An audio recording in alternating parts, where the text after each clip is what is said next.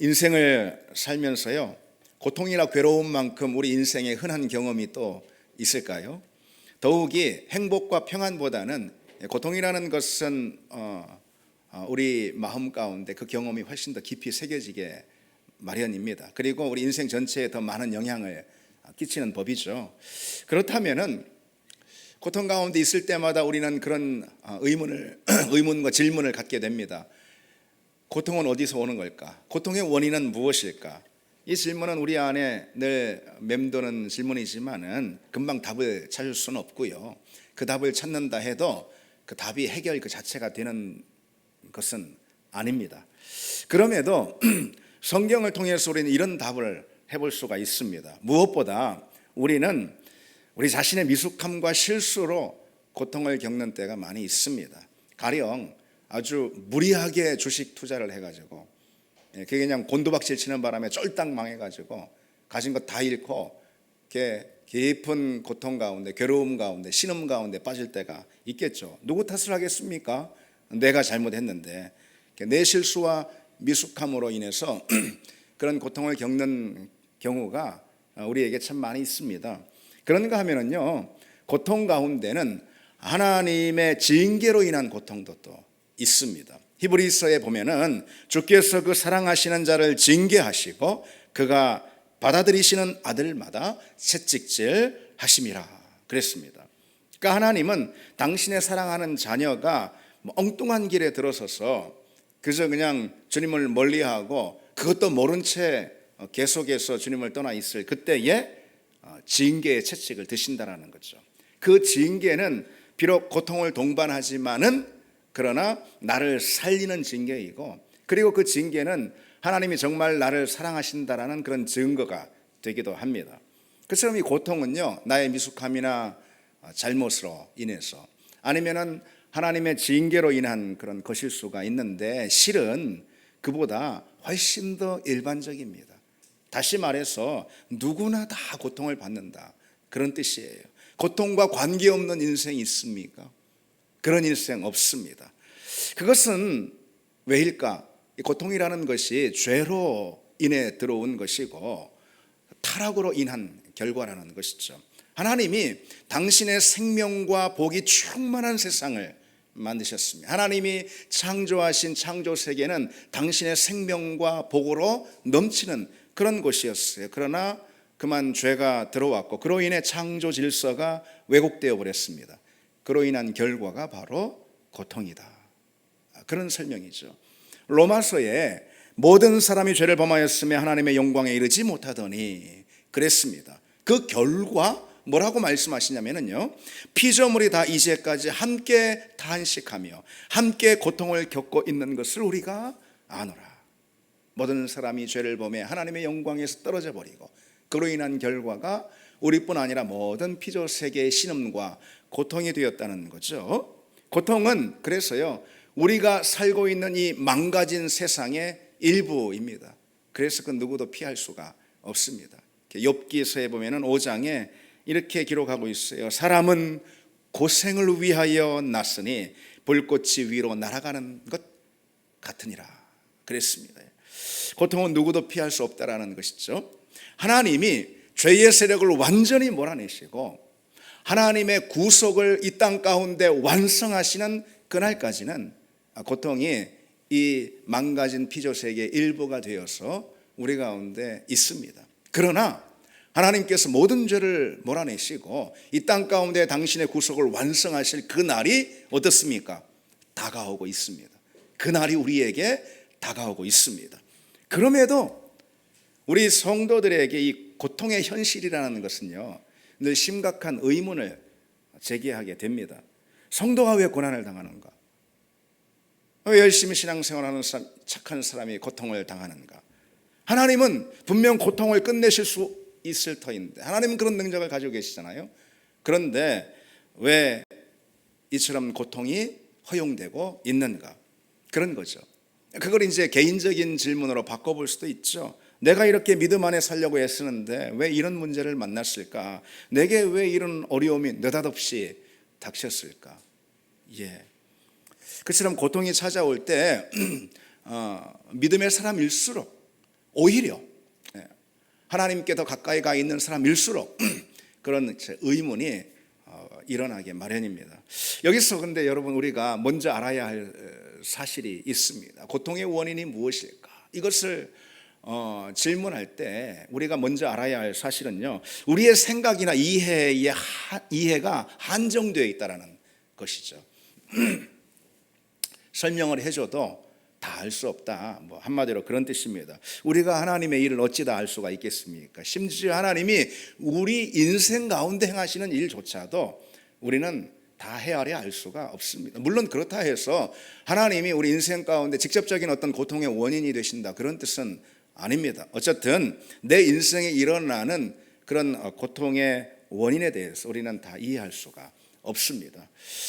그럼에도요, 성경이 고통에 대해서 답을 해주고 있는 이 분명한 말씀들은 있습니다.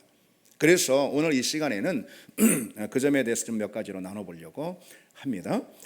고통에 대해서 성경은 우리에게 어떤 답을 주고 있을까요, 여러분? 어떤 답을 주고 있을까요?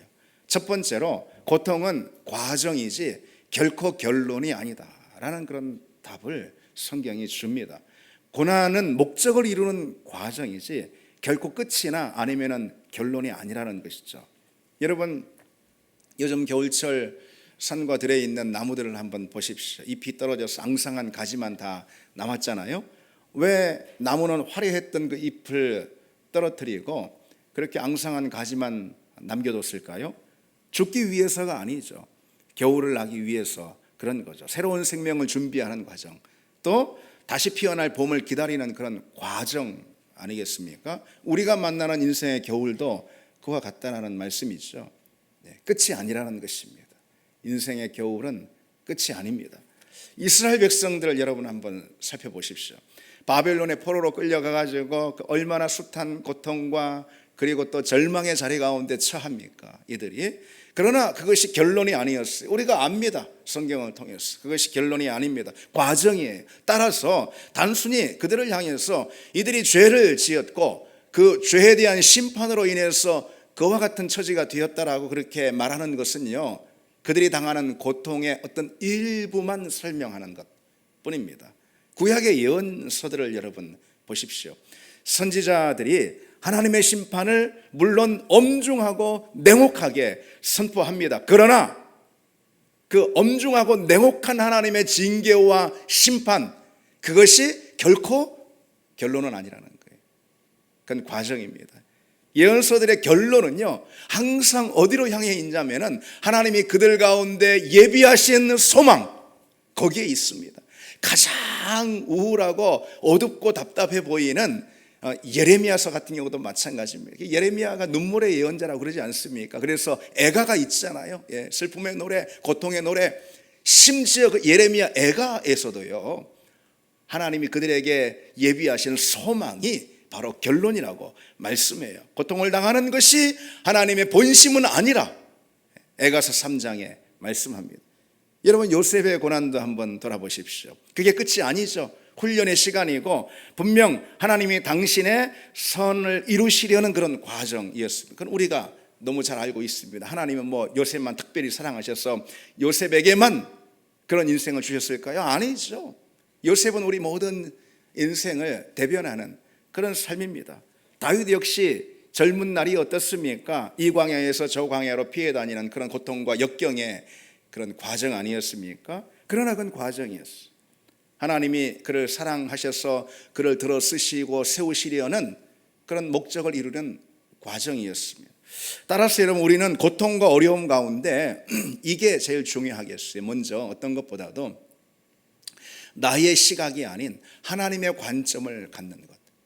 여러분, 고통은 누구든 피할 수 없고 작은 것은 큰 거든 긴 거든 짧은 거든 우리 인생 가운데 이 고통은 가장 흔한 경험입니다. 그래서 그 가운데 우리가 가져야 할 가장 중요한 태도는 뭐 고통을 피해가고 우회해가고 그런 것보다도요, 고통은 망가진 이 피조 세계의 일부라고 하지 않았습니까? 그래서 여러분, 우리가 먼저 취해야 할 가장 중요한 믿음의 태도는 뭐냐? 고통 가운데 나의 시각이 아닌 하나님의 관점을 갖는 그 훈련을 우리는 자꾸 해야 합니다. 그래야지 우리 가운데 마주하는 그런 고통을 우리 인생 안에서 낭비하지 않습니다. 내가 볼 때 이게 결론인 것 같아요. 이 고통 너머에 어떤 것도 없는 것 같아. 이게 끝인 것 같아요. 그런 상황에서 여러분 가장 불신앙적인 태도나 선언이 뭔지 아십니까? 이제 끝났어. 다 끝났어. 끝이야. 그런 태도야말로 가장 불신앙적인 태도입니다. 그런데 사실 꼭 그렇게 반응하는 그런 사람에게는 고난이 정말 고생으로만 끝날 수가 있습니다. 고통보다 더 중요한 것은 그 고통 가운데 반응하는 나의 반응이거든요.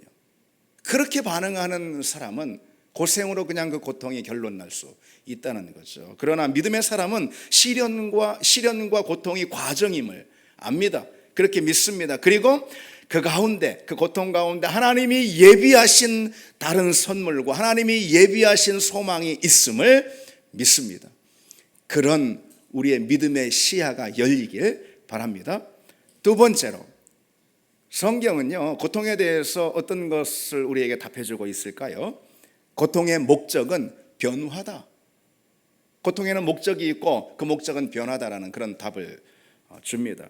사실 여러분, 이 고통이라는 것은요, 뭐 누구라도 예수를 믿든 안 믿든 뭐 어떤 사람이라도요, 고통이라는 것은 그것을 겪는 사람을 반드시 다른 사람으로 만들게 되어 있습니다.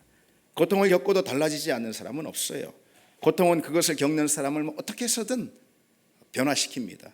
그렇습니다. 어떤 사람은 고통을 겪고서는 완전히 삐뚤어지는가 하면은 어떤 사람은 바로 서게 됩니다. 또 어떤 사람은 고통을 겪고선 더 자기중심적인, 그래 그냥 나만 위해, 그래 그냥 내가 제일 중요해, 더 자기중심적인 사람이 되는가 하면은 어떤 사람은 고통 가운데 자기를 비우게 되기도 하죠. 그런데 여러분, 무엇보다도 우리 그리스도인에게는 어떤 일이 일어날까? 고통 이후 어떤 일이 일어날까? 하나님께 더 가까이 가는 사람이 있는가 하면은 그렇겠죠. 하나님을 떠나 하나님을 멀리 버리는 그런 사람이 있을 수 있습니다. 고난의 목적이 그 둘 중에 무엇인가? 그건 뭐 답을 하지 않아도 여러분 아시겠죠. 고난으로 하나님을 멀리하고 떠나는 그것처럼 여러분 전하에 불행한 일도 없습니다. 고난도 힘든 일인데 그 때문에 하나님을 잃어버리는 것, 이것이야말로 사단이 목적한 것이고 사단이 승리하는 일 아니겠습니까? 욥을 보십시오. 욥은 고난당하기 전에도 사실 신실한 사람이었어요. 그러나 고난은 그의 신앙의 작은 불순물까지도 걸러내고 정화시켰습니다. 고난의 목적은, 그래서 욥이 고백한 그대로, 그것이 곧 고난의 목적인데, 여러분 잘 아는 욥의 이 유명한 고백이 있지 않습니까? 내가 가는 길을 그가 아시나니 그가 나를 단련하신 후에 내가 순금같이, 내가 정금같이 나오리라. 그렇죠. 정금과 같은 믿음으로의 변화, 이게 우리에게 있는 고난의 목적입니다. 고통이 우리에게 행하는 일입니다. 고통을 통해서 아까 욥과 같은 그런 고백을 진정으로 하게 될 때 우리는요, 분명 고통에 대한 다른 시각을 갖게 됩니다. 고통이 다 나쁜 것만은 아니다. 우선 그런 시각을 갖게 됩니다. 이런 이야기가 있습니다. 미국의 그리스도인들이 이렇게 말을 했다라는 거예요. 중국의 그리스도인들에게. 언제나 궁금한 것이 하나 있습니다. 하나님께서 중국의 그리스도인들을 사랑하신다면 왜 그들을 저처럼 그들에게 고통을 허용하고 계시는 걸까요? 그에 대해서 중국의 그리스도인들이 이렇게 답을 했다라는 거죠. 저도 언제나 궁금한 것이 하나 있습니다. 하나님께서 미국의 그리스도인들을 정말 사랑하신다면 왜 그들에게 고통을 허용하시지 않을까요? 고난은 무조건 나쁜 것이야.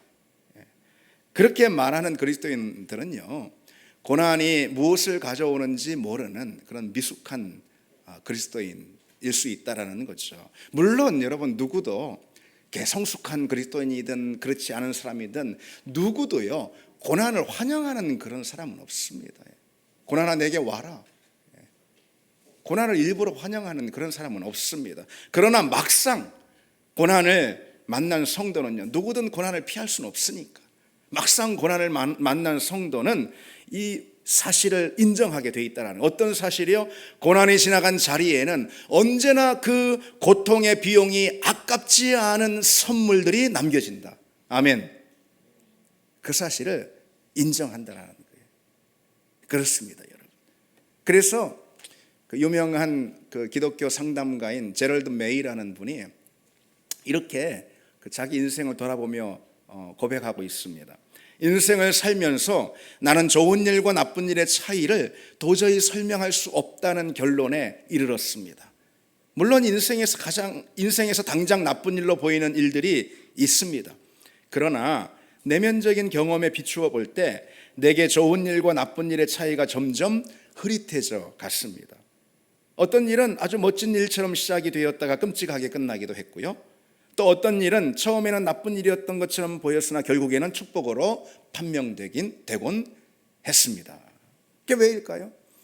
그 고통이 나를 변화시켰기 때문에, 내게 더 유익한 은혜와 선물을 주었기 때문에, 고통 이후에, 고통 이전에는 누구도 그것을 환영하는 사람은 없죠. 그러나 고통이 지나간 그 자리에서는 그 고통에 대한 다른 해석을 하게 되는 거죠. 고통이 나를 변화시켰기에, 그만큼 성장시켰기 때문입니다.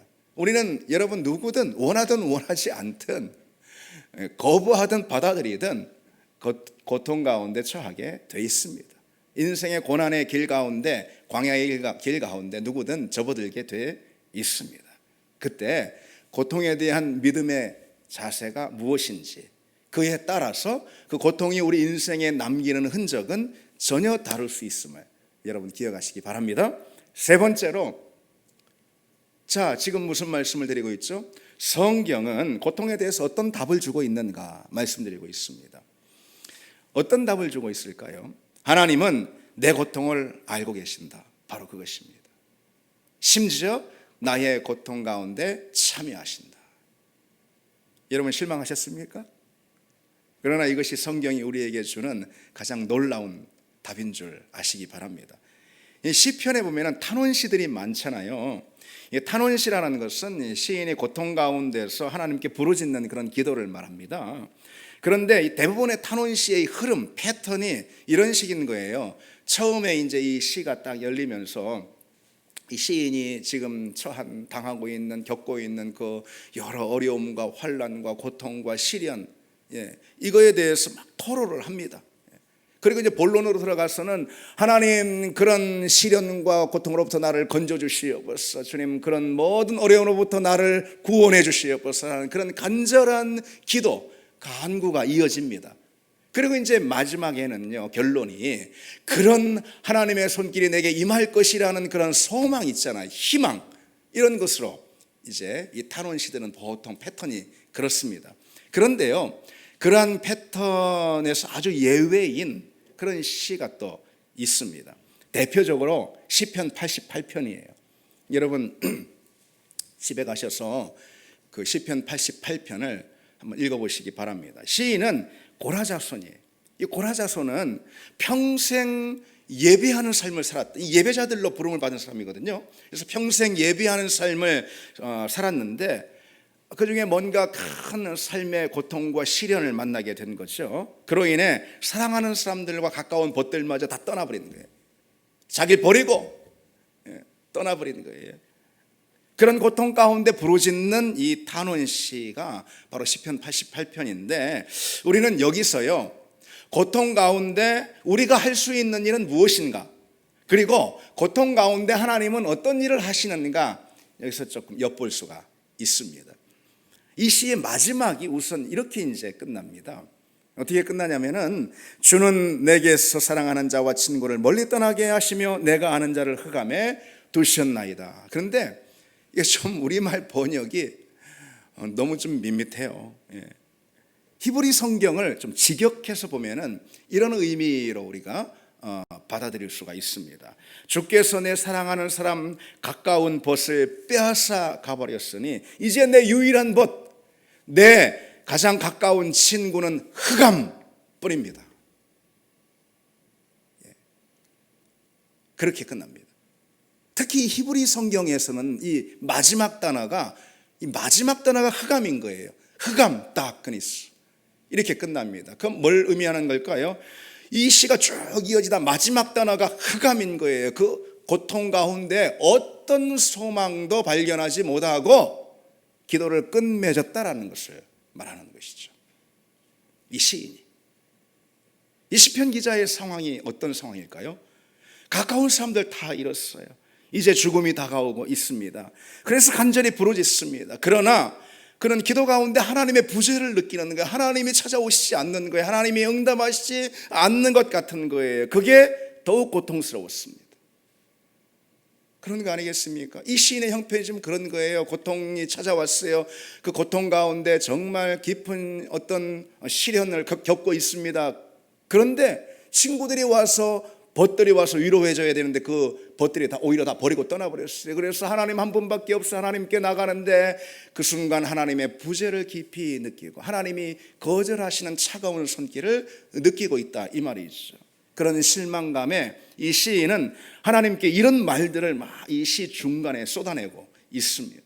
주님, 죽은 자에게 기적을 베푸시려고 합니까? 주님, 유령들이 일어나 주님을 찬양하게 하려고 하는 것입니까? 주님, 당신의 사랑, 당신의 신실하심을 무덤에서 선포하시려고 하는 겁니까 지금? 여러분, 이것이 무슨 뜻일까요? 이게 무슨 뜻일까요? 이런 말이에요. 아니, 내가 죽어 유령이라도 된 다음에 하나님은 내 기도에 응답하시려고 그러는 거예요? 내가 이 고통 가운데 무덤에 들어가면 당신의 사랑과 인자하심은 대체 누가 선포한단 말입니까?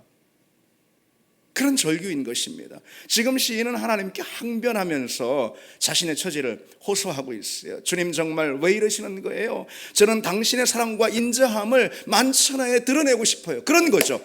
고통 가운데 하나님의 기적이 임해서 하나님의 손길로 그 사람을 건져낸다면 그게 만천하에 하나님의 증거가 되지 않겠습니까? 하나님, 날 그렇게 좀 써주세요. 지금 이렇게 기도하고 있는 것입니다. 하나님, 얼마나 하나님이 내게 자비롭고 은혜로운 분인지 나로 하여금 증인이 되게 해주세요. 그러나 지금 이게 무슨 꼴입니까? 시 마지막으로 가면 갈수록 그러나 이게 무슨 꼴입니까? 하나님, 이런 상황에서 지금 아무 일도 하지 않잖아요. 답변 좀 해보세요. 이 시가 이런 내용입니다. 아주 노골적으로 사납게 하나님을 다그칩니다.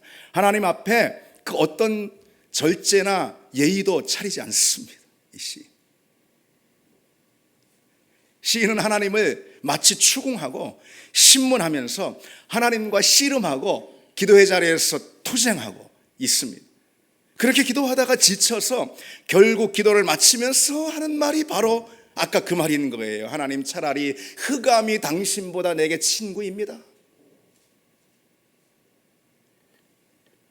비꼬듯이 하는 말이 이게 비꼬듯이 하는 말이에요.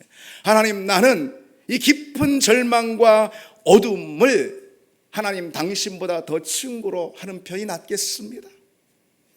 당장 하나님이 개입하셔야 할 텐데 그러지 않으시니까 그런 하나님에 대한 항변과 절규입니다. 근데 여러분, 시편 39편도 그 비슷한 패턴을 가지고 있습니다. 엄청난 고난으로 감당할 수 없는 아픔과 고통에 잠긴 다윗입니다. 다윗이 하나님 앞에 나아가 부르짖고 있는 거예요. 잠잠히 계시지 말라고, 지금 그럴 때가 아니라고, 나의 기도를 속히 들어주시라고, 그러지 않으면 내가 지금 죽게 되었노라고 다윗이 그렇게 시편 39편에 기도합니다.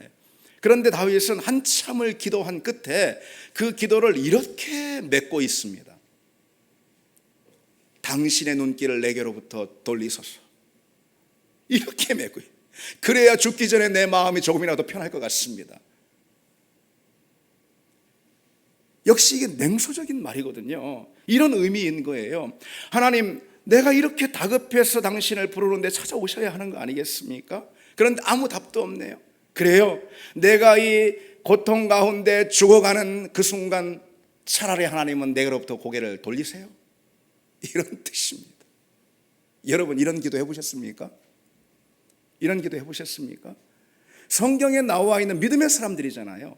이 믿음의 사람들의 이런 기도를 우리가 성경에서 마주할 때 참 우리는 이런 기도를 어떻게 대해야 할지 솔직히 당황스럽습니다.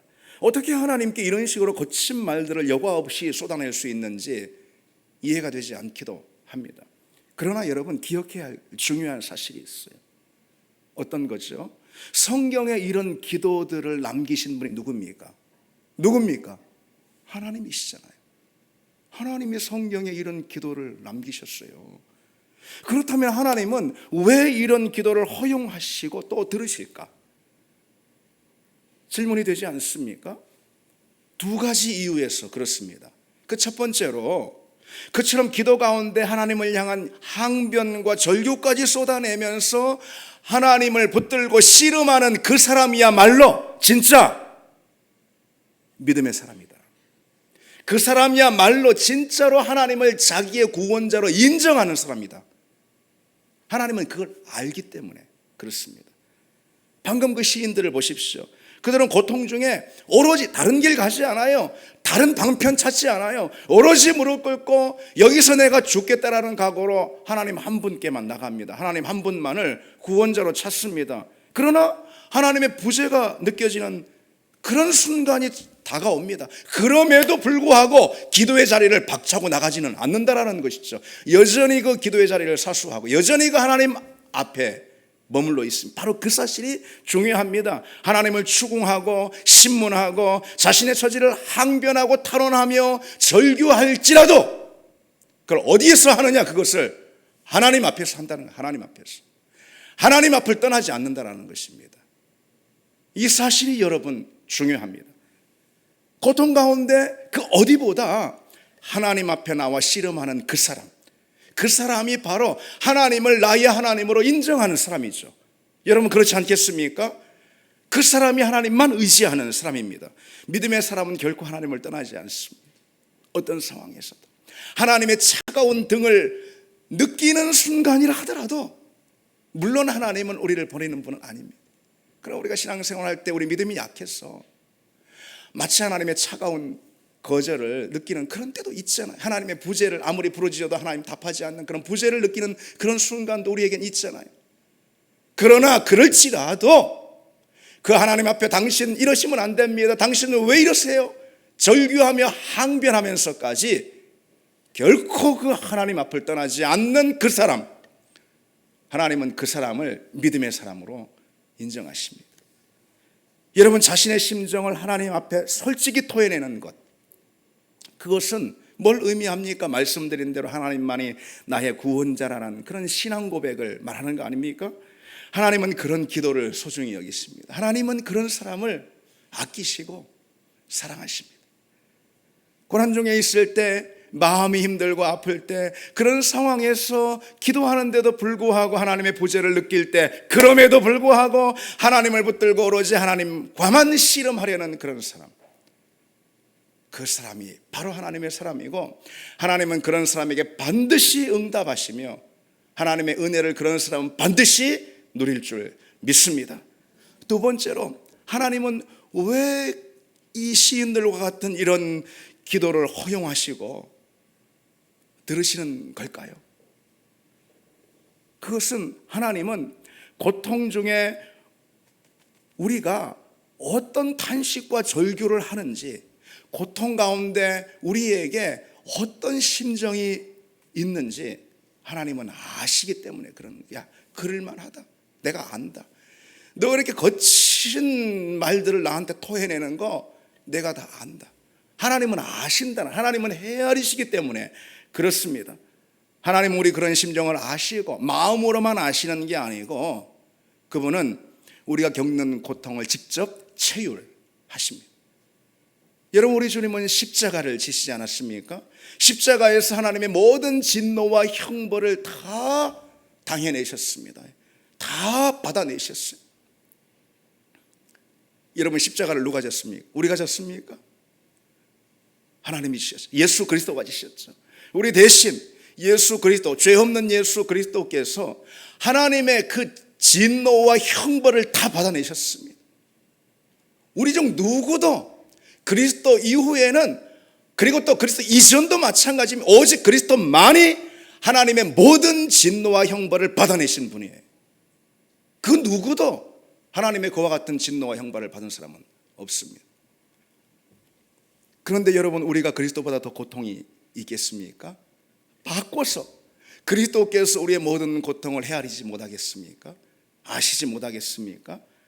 주님은 진정 다 아시는 분입니다. 단순히 육신의 고통뿐만이 아니죠.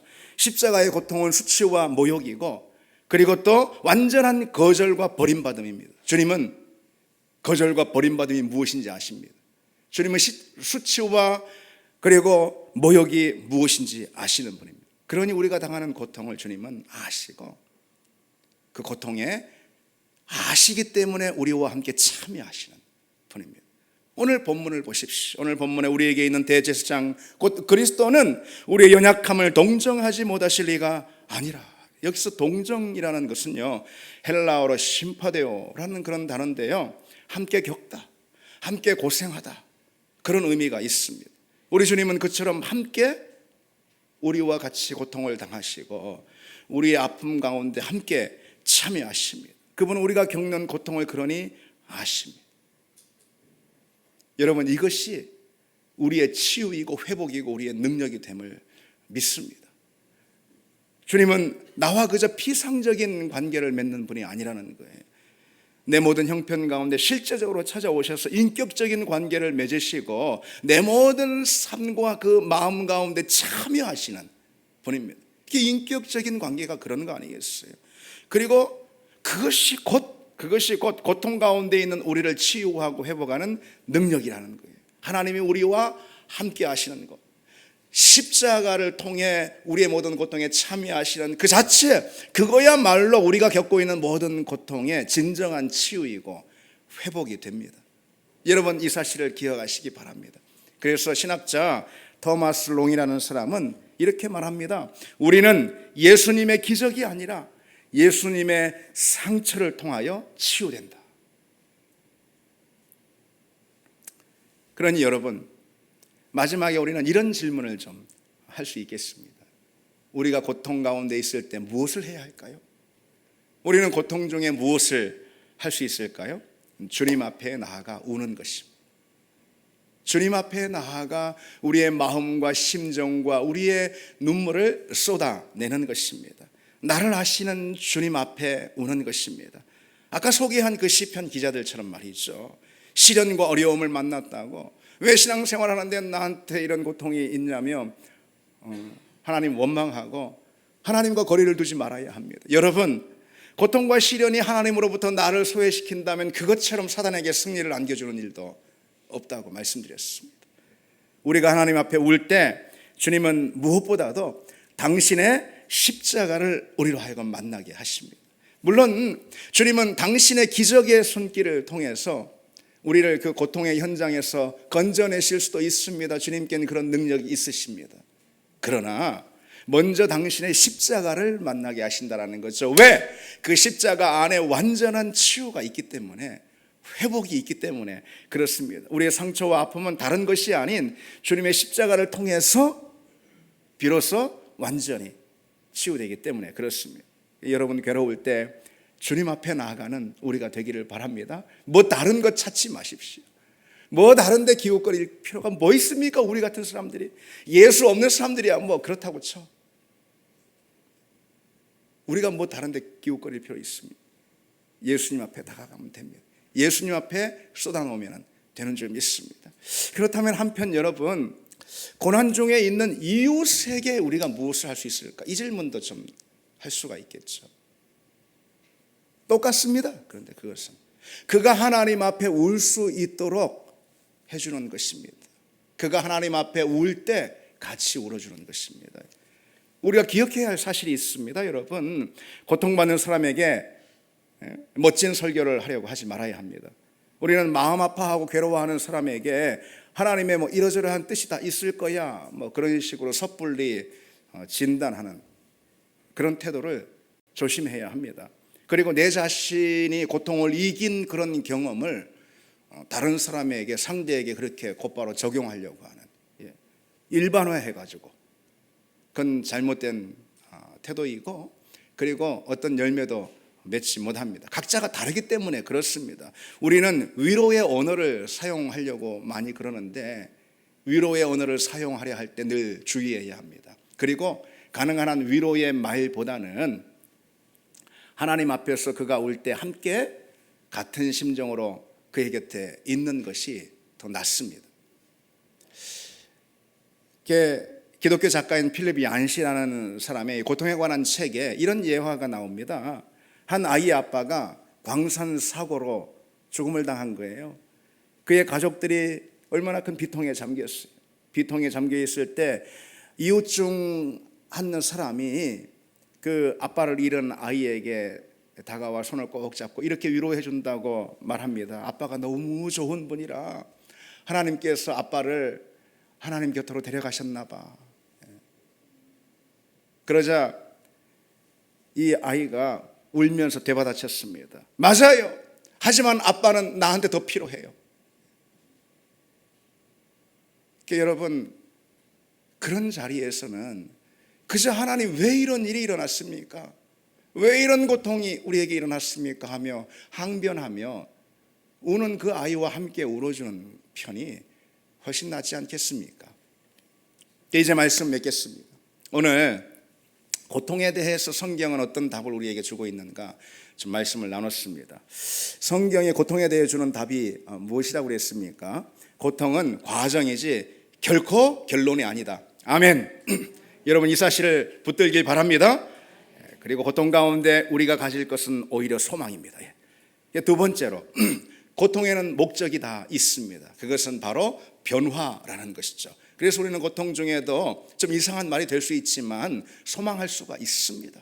바랄 수가 있고 기대할 수가 있습니다. 하나님이 고통 가운데 주시는 그 목적, 곧 우리를 어떻게 변화시키실까에 대한 기대를 우리가 가질 수 있다는 것이죠.